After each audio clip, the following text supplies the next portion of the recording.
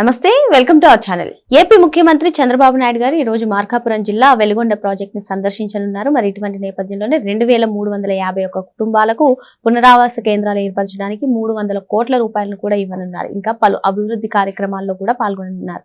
ఈ అంశాన్ని ఎలా చూడాలి తెలుసుకునే ప్రయత్నం చేద్దాం. దీన్ని విశ్లేషించడానికి మనతో పాటుగా ఉన్నారు ఏపీ కమ్మ కార్పొరేషన్ డైరెక్టర్ అరిసిమెల్లి శ్రీనివాస్ గారు.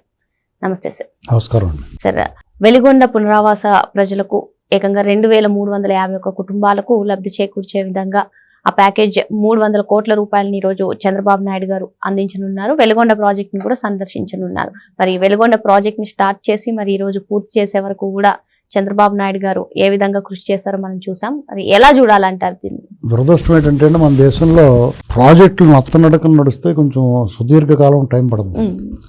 ఇది 2026 ఇప్పుడు అసలు దీన్ని మొట్టమొదట చంద్రబాబు నాయుడు గారు శంకుస్థాపన చేసింది. చంద్రబాబు నాయుడు గారు 96 మార్చి నెలలో ఆయన శంకుస్థాపన చేశారు.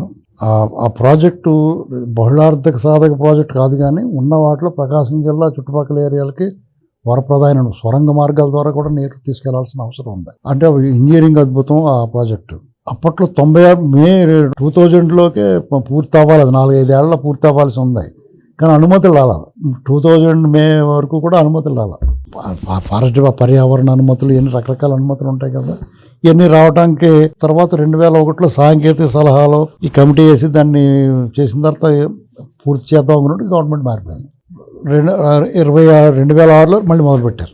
రాజశేఖర రెడ్డి గారు జలయజ్ఞం ఆ కార్యక్రమంలో మొదలుపెట్టిన తర్వాత ఇంకా అలాగే నత్తనడక నడుస్తా ముందుకేసి వెనక్కొచ్చి ముందుకేసి 980 కోట్ల అంచనాతో మొదలైన ప్రాజెక్టు, అంటే 1996లో 980 కోట్ల అంచనా ఆ ప్రాజెక్టు. అలాంటిది 5500 కోట్లు చేర్చాడు ఈయన 2006 నాటికి. ఎందుకంటే కొంచెం శుభ్రంగా తినలే పని చేసుకోవాలి, పని చేయాలి. రోజులు పెరిగే కొద్ది ప్రాజెక్ట్ అంచనా పెరిగిపోతూ ఉంటుంది. దాన్ని ఆడు తప్ప పని చేత జాలరా బాబు తినలే అనుకుంటాం. సరే, దానికి ఇందులో లెక్కలు ఏంటంటే 2014 నాటికి 5 ప్రధాన కాలువలు 80% పూర్తయ్యాయి. కాలువలు మీకు రాజశేఖర రెడ్డి గారు చేసిన వాళ్ళు ఎవరు చేసినా కానీ కాలువలు తవ్వేసుకుంటారు, సులువుగా తవ్వేసుకుంటారు. కాబట్టి పోలవరానికి కూడా కాలువలు తవ్వేశారు. ఆ మట్టి గిట్టి అమ్మేసుకుని ఇవన్నీ చేసుకున్నారు సులువుగానే. అసలు ప్రాజెక్టు తాళం వేసి తిని గొళ్ళు మరిసి తిని అంటారు. అది అనమాట లెక్కలది. అర్థమైంది. అది ఇలా కొన్ని చెత్త చేశారు, కానీ మైదానం తీయాల్సిన సొరంగాల పనులు మాత్రం ఆపారు. నదిని అడవిని దాటించాలి సొరంగాల ద్వారా, కొండల ద్వారా తీసుకొచ్చి బయటికి తీసుకురావాల్సిన అసలు పని అలాగే అయిపోయింది. అంటే చూడటానికి ఏం చేస్తాడు, ఆ పనులు అయిపోయి కాలువలు తవ్వేసామని చెప్తాడు. ఎలక్షన్లో పంచెల పైకి గట్టుకుని ఓట్లించేసుకున్నాడు. తర్వాత రాజశేఖర జగన్మోహన్ రెడ్డి అని మా అయ్యవల పని మా నాన్న చేశాడు అని చెప్తారు. కాంగ్రెస్ వాళ్ళు చెప్తారు మేము చేసామని. నిర్వాసితులకు పునరావాసం కూడా ఇవ్వలేదు. ఆ ప్రాజెక్టు వల్ల దాదాపు 11-12 గ్రామాల్లో ముంపుకు గురవుతున్నాయి. దానికి వాళ్ళందరికీ డబ్బులు ఇప్పుడు ఇవాళ చంద్రబాబు నాయుడు చెప్తారు. ఇవాళ సరే, మీకు 2014 నుంచి వీళ్ళ హయాంలో మళ్ళీ మొదలుపెట్టారు. తర్వాత జగన్మోహన్ రెడ్డి వచ్చాడు. అదిగో అని అతను కూడా అలాగే గడిపేశాడు. ఇప్పుడు అంటే వెలిగొండ ప్రాజెక్ట్ ని జాతికి అంకితం కూడా చేసేసారు కదా సార్. ఇక్కడ వచ్చి జాతి అంకితం చేసి తర్వాత సెట్టింగ్లు మార్చేసి పోయాడు. ఇప్పుడు అసలు పని అంతా నిమ్మల రామానాయుడు గారు దగ్గరుండి చేయించాడు. ఆ పని పూర్తవుతుంది. నీకు అది అంటే ఎంత దారుణంగా ఉంటుందంటే, పాలకుడికి చిత్తశుద్ధి ఉండాలి. అంటే క్రెడిట్ దొబ్బేయాలనుకోవాలన్న ఆలోచనతోటి తొందరపడి హడావుడి చేసి ఏదో నేనే చేశాను అనిపించుకుంటే ప్రజలేం పిచ్చోళ్ళ తెలీదా? ఇప్పుడు పట్టిసీమ కట్టాడు. పోలవరం మీద చిత్తశుద్ధి ఎవరికి ఉందో ప్రజలకు తెలియదా?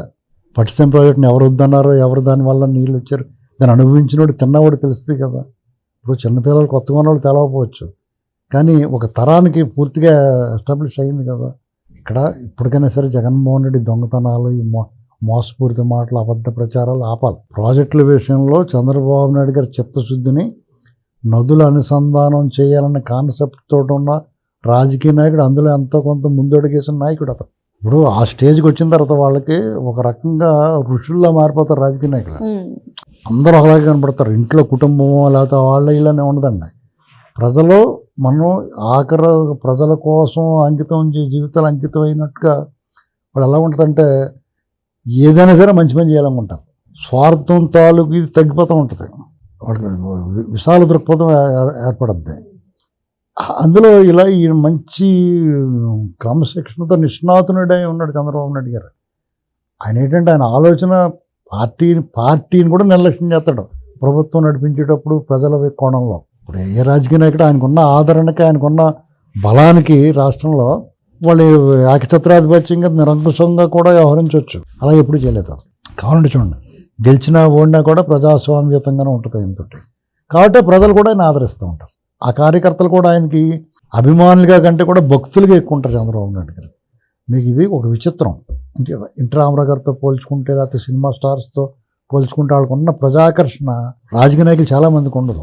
ఆ కోవలో చెందిన చంద్రబాబు నాయుడు గారికి విపరీతమైన ఆకర్షణ వచ్చింది, ఫాలోయింగ్ వచ్చింది, విపరీతమైన రెస్పాన్స్ అవుతుంది. కారణం ఏంటంటే క్యారెక్టరే.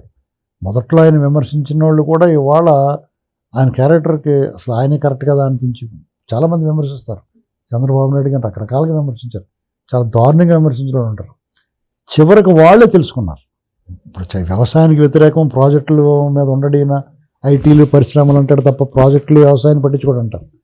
ఇవాళ ఆయన పెట్టినంత శ్రద్ధ దృష్టి ప్రాజెక్టుల మీద ఎవరూ పెట్టట్లా, ఏ రాష్ట్రంలోనూ లేదు ఆ రకంగా ఈయన ఇచ్చిన ప్రాముఖ్యత. కాబట్టి ఆటోమేటిక్గా ప్రజలు తెలుసుకుంటారు. ఇప్పుడు రాయలసీమ అంతా కూడా ఏ రేంజ్లో మారింది వాతావరణం అక్కడ. కాబట్టి వెలిగండ్ ప్రాజెక్టే కాదు, ఏదైనా సరే జగన్మోహన్ రెడ్డి అన్నమే గేట్లు కొట్టుకుపోతే కనీసం ఆ గేట్లు గ్రీజ్ పెట్టేసలేదు అతను. ఇప్పుడు తుంగభద్రలో ఆ గేట్లు పోయినాయి అంటే ఆగమేఘాల మీద ఆ మెయింటెనెన్స్ 3 రాష్ట్రాలకి సంబంధించి, ఆ తుంగభద్ర ఆ డ్యామ్కి 3 రాష్ట్రాలకు సంబంధించి మెయింటెనెన్స్ భరించాలి. కానీ వీళ్ళు శ్రద్ధ తీసుకుని ఆ కన్నయ్య నాయుడు గారిని పంపించి అది వాళ్ళ మనసులో ఉండిపోద్ది ప్రజల్లో. డెఫినెట్గా పాలకులు కూడా ఇలాగ ముందు అడిగేసి ఒక మంచి పని చేసిన వాళ్ళని మెచ్చుకోకుండా ఎందుకుంటారు. అందుకని ఆ రెస్పాన్స్ వచ్చింది. 3 రాష్ట్రాల ముఖ్యమంత్రులు ఏ పార్టీల్లో ఉన్నా, కేంద్రం నుంచి పాటిల్ గారు ఉన్నాడు, ఆంధ్రప్రదేశ్ నుంచి చంద్రబాబు నాయుడు గారు ఉన్నారు, పయ్యావుల కేశవ్ గారు, వీళ్ళందరూ హాజరయ్యారు. అలాగే రేవంత్ రెడ్డి గారు, డికే శివకుమార్ గారు, వీళ్ళంతా కూడా రాజకీయ నాయకుల్లా కాకుండా ప్రజానాయకులే వ్యవహరించారు. ఇది మనం గమనించాల్సింది.